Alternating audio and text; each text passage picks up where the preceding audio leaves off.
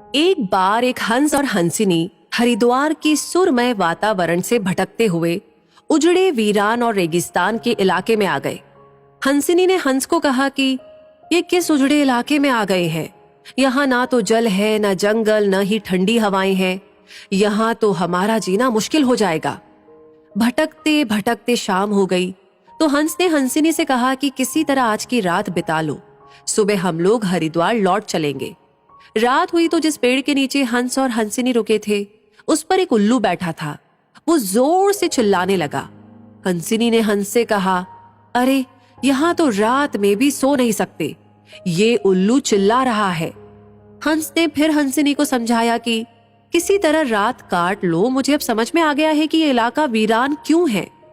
ऐसे उल्लू जिस इलाके में रहेंगे वो तो वीरान और उजड़ा ही रहेगा। पेड़ पर बैठा उल्लू दोनों की बातें सुन रहा था। सुबह हुई, उल्लू नीचे आया और उसने कहा कि हंस भाई, मेरी वजह से आपको रात में तकलीफ हुई, मुझे माफ कर दो। हंस ने कहा, कोई बात नहीं भैया, आपका धन्यवाद। ये कहकर जैसे ही हंस अपनी हंसिनी को लेकर के आगे बढ़ा, पीछे से उल्लू चिल्लाया, अरे हंस, मेरी पत्नी को लेकर कहाँ जा रहे हो?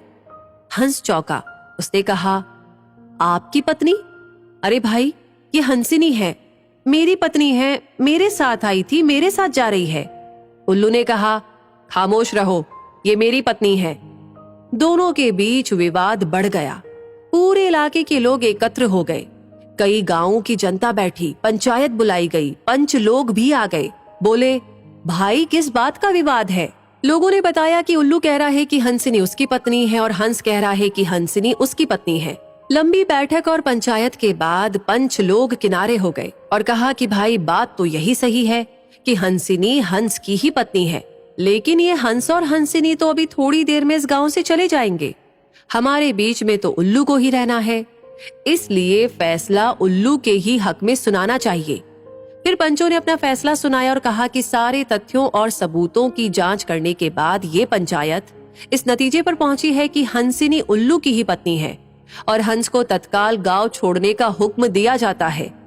ये सुनते ही हंस हैरान हो गया और रोने, चीखने और चिल्लाने लगा कि पंचायत ने गलत फैसला सुनाया, उल्लू ने मेरी पत्नी ले ली। रोते चीखते जब वो आगे बढ़ने लगा तो उल्लू ने आवाज लगाई, ए मित्र हंस, जरा रुको। हंस ने रोते हुए कहा कि भैया अब क्या करोगे?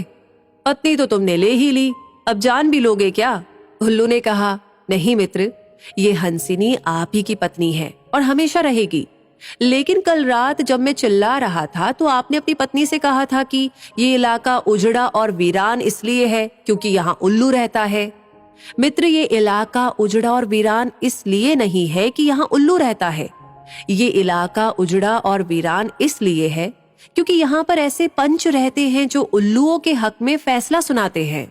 शायद 65 साल की आजादी के बाद में भी हमारे देश की इस बुरी दशा का मूल कारण यही है कि हमने उम्मीदवार की योग्यता न देखते हुए हमेशा ये हमारी जाति का है, ये हमारी पार्टी का है, इसके आधार पर अपना फैसला उल्लुओं के ही पक्ष में सुनाया है। देश की बदहाली और बुरी हालत के लिए कहीं ना कहीं हम भी जिम्मेदार हैं।